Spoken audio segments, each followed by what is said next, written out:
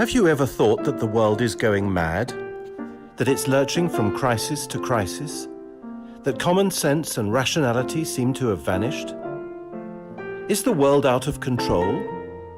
Or is it perhaps under the control of people we cannot control? What's really going on? For those who want to look behind the headlines and hear the questions asked which no one dares ask, this is the Laughland Report. Well, hello everybody. Welcome to the Laughland Report. I'm delighted to welcome here in our Amsterdam studio Erik van der Beek, who is the author of a book which was published in early 2022 on the MH-17 affair. He is the only journalist to have followed the trial. He's also the author of numerous articles about the trial. There's one here in De Andere Krant. Before we talk about the ruling which was handed down on the 17th of November, tell me, Erik, what got you interested in this? Did you have a prior interest in Russia, Ukraine? Where were you coming from, or was it just a news story that you decided to follow? I had an interest in Russia, the geopolitical game that was played. And I had this friend, his name is Max van der Werf. He speaks Russian, he lived in Ukraine. He is a private detective, and in early 2015, he went to Ukraine, to Donbass, to the eastern Ukraine, to do his own research on. And he made this blog, and sometimes before publishing, he sent the articles to me, because since I'm a journalist and he isn't, so I helped him a little.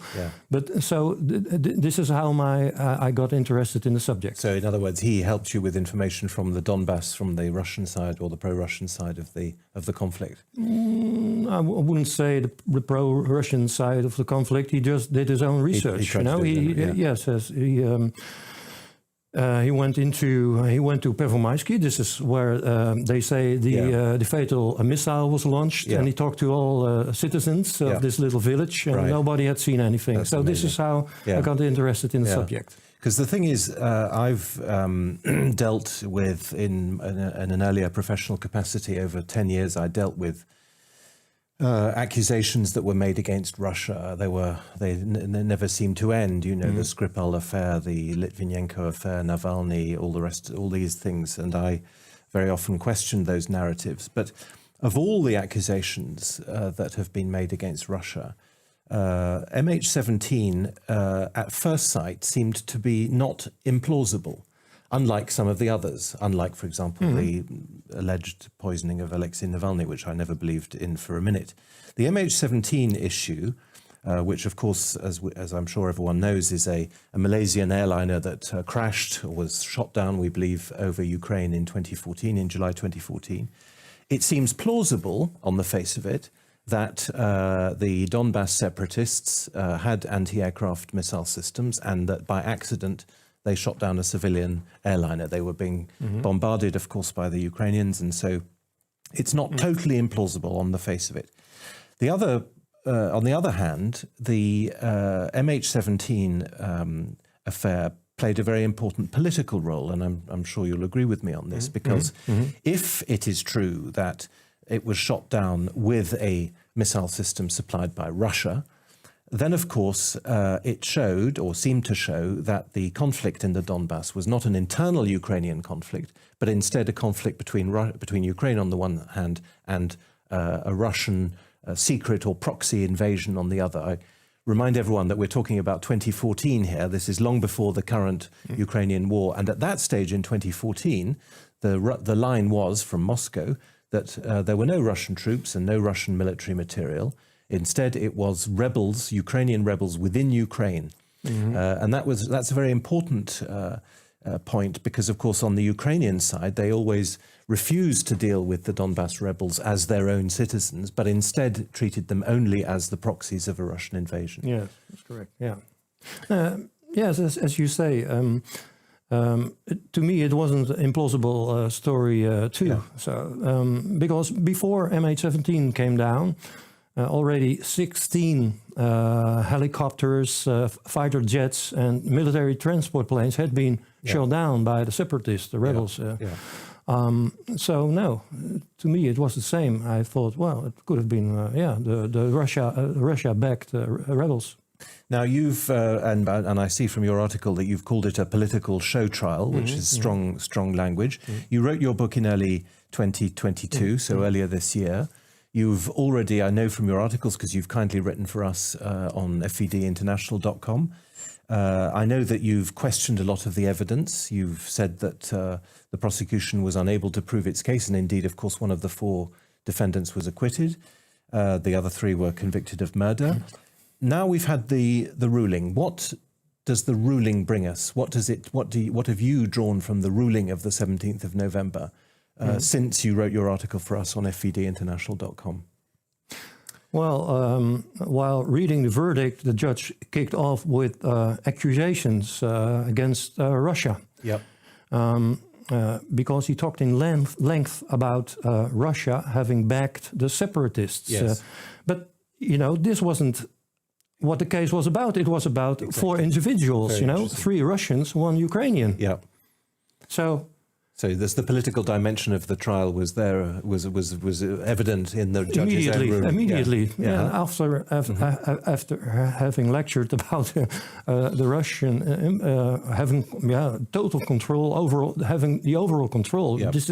This is where the words spoken by the judge. Overall, he talked about overall control by Russia on the DPR and LNR. So these were the breakaway rebels publics. And did the judgment contain any new information that you hadn't seen? Presumably not, because you'd already followed the whole trial. What was your feeling? Did you find that it unfairly dismissed exculpatory evidence, or that it was too indulgent to the prosecution? What was your overall feeling about the judgment, which after all was not a surprise, because I think we all expected that at least some of the defendants would be convicted? Well, I expected Pulatov not to be convicted, and because this was in the line of, how do you say, this is what I already suspected, because, Pulatov was the only one of the 4 defendants who was defended in court by 2 Dutch solicitors, defense lawyers. So they did their best, of course, to get him not convicted. Acquitted, yeah. So they did a good job there. But I think the judge was also, pleased with this, because what would happen if Pulatov also was accused? Then there would have the solicitors would come up with an appeal. Yeah. And then maybe they would have brought it to the European Court of... And what then, perhaps for the viewers, you could quickly say, what are the clinching arguments for you? Because you're sceptical about the ruling. You, I think, don't believe that it's grounded in evidence and law. What are the clinching arguments for you? What are the reasons that make you think that this is a political show trial and that these 3 men are not in fact guilty of murder? Let's get into the guts of the trial. Well, first of all, there's this document of the military intelligence service of the Netherlands.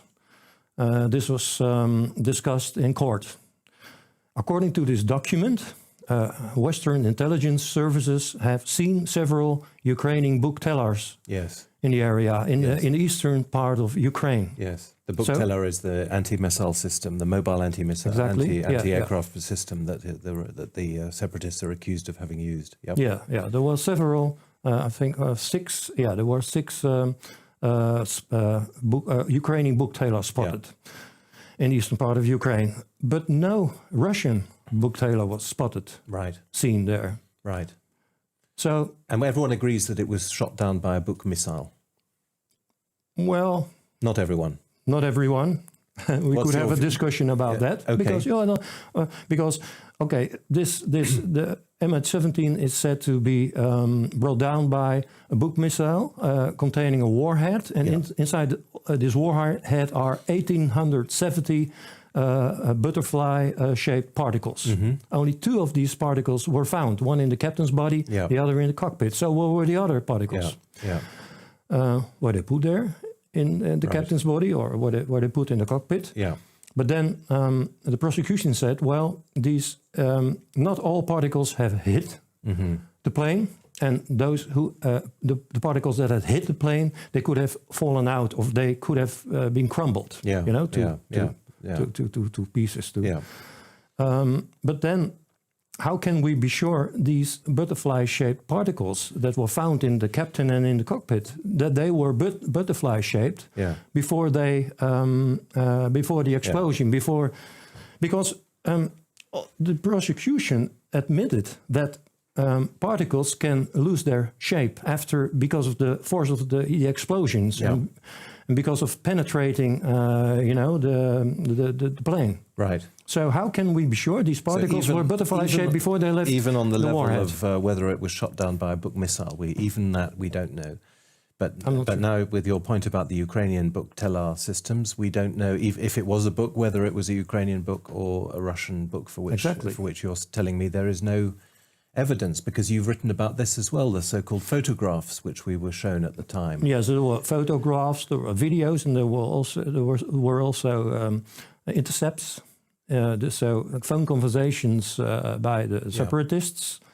And in some of these phone conversations, they talk about a book, about the transport of a book. Yes. And in these photos and videos, there are 3 photos, 6 videos. A Buk Telar can be seen in the eastern part of Ukraine, in rebels-held territory. So then one has to ask, is this hard evidence? Are these phone conversations real, and are these pictures and these videos real? Yes. Yeah. And was it Bulatov's defense lawyer who nailed down the unreliability of this evidence? Well, for one thing, they asked again, the prosecution, these phone conversations, these audio files, are they authentic? Are they the original audio files? Yeah. And then the prosecution didn't want to answer this question, this simple question. It didn't, and then so you couldn't authenticate this very important piece of evidence if it was exactly. But then, to my surprise, the court did not press the prosecution to answer this simple question. But then in November, the 1st of November 2021, how do you say? The monkey came out of the sleeve. We say in English, we say in Dutch. Right. The cat came out of the bag. The cat came out of the bag. The cat was let out of the bag. Yeah. Go on. What cat? What monkey? Well, these phone intercepts had never been technically investigated. I was flabbergasted to hear this because this was. And what are the other key parts of evidence in prosecution evidence that you feel?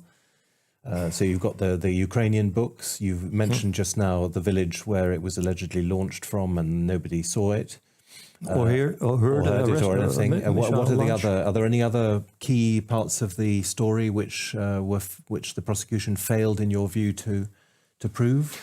Or are those the key? Those are the main things. Well, you mentioned the crime scene, the alleged crime scene. You know, this agricultural field in Pervomaisky. This is where the missile would have been launched. But then, because when a Buk missile is launched, you get a flame. How do you say in English? Torch, a blowtorch. Yeah, like a flame that comes out of the rocket. Yeah. And so it's possible for a field to catch fire, when the missile is launched. So they found this piece of agricultural land where it had been on fire. Somewhere between it, from satellite pictures one could see the fire must have started between 16 and 20 July.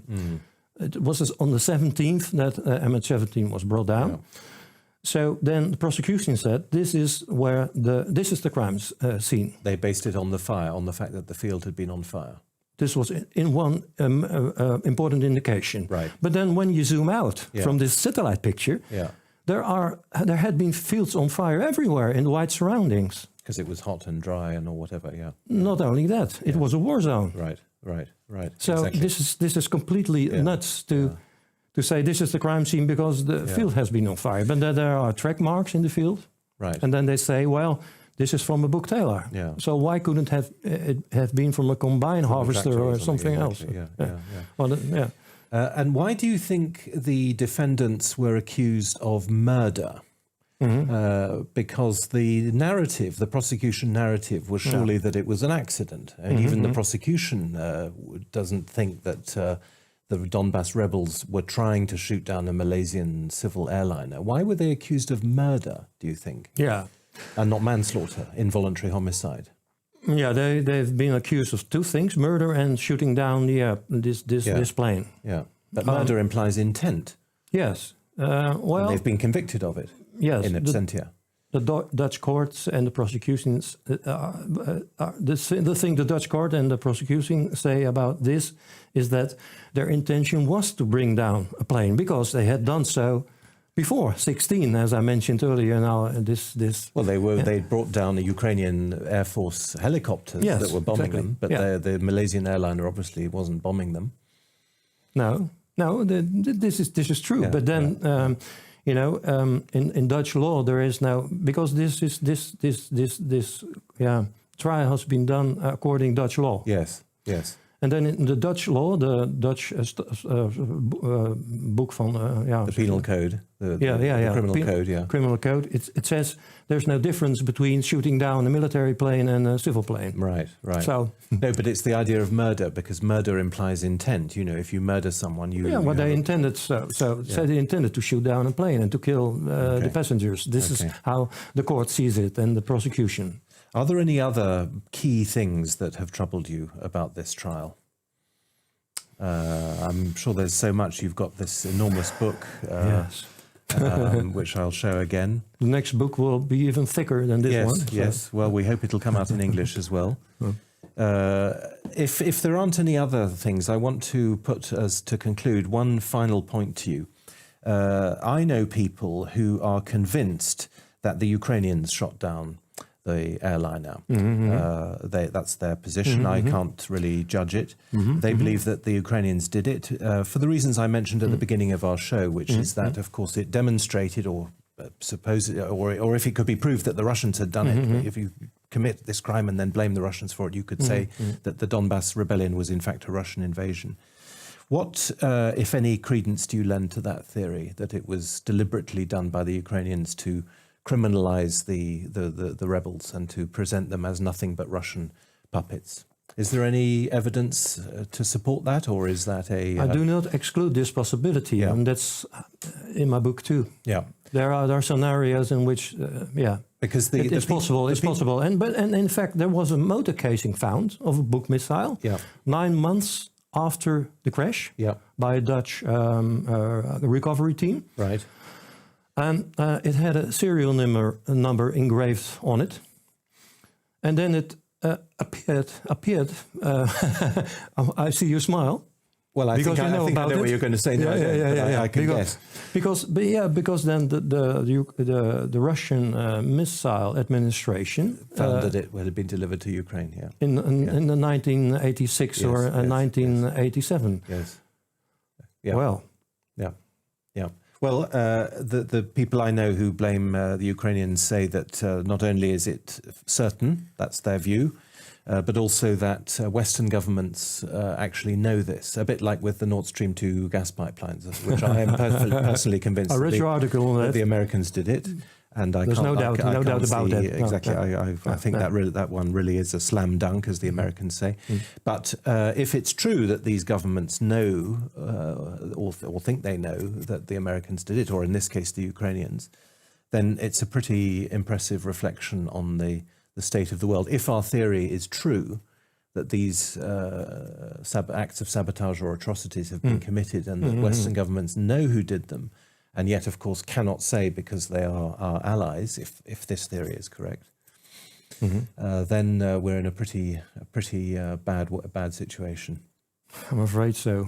Excellent. Yes. Yeah. Erik van der Beek, the author of MH-17, No Stone Unturned. No stone left unturned. No stone left unturned. Yes. Thank you very much for joining me on the Laughland Report. You're welcome. Thank you so much. Welcome. See you next time.